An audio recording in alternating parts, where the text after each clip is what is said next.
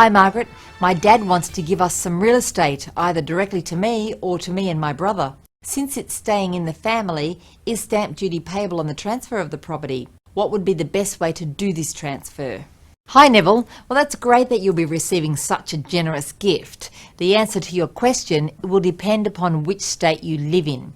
For example, if you live in New South Wales and the property is located there, then the stamp duty which would apply will be the same amount that you would pay were you to buy the property. This means that the property must be valued by a duly qualified person, and then stamp duty is assessed on the basis of this valuation.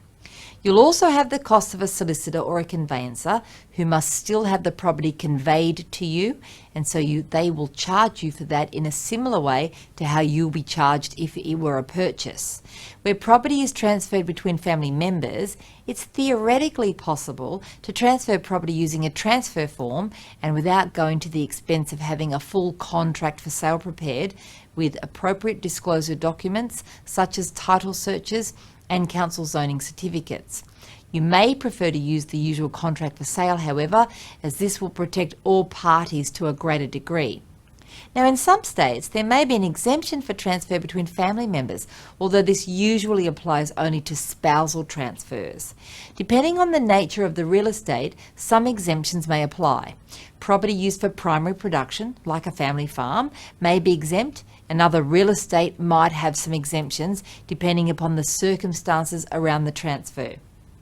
Also, you need to be aware that depending upon the nature of the property for your father, for example, if it was his investment property, there may be capital gains tax to be paid.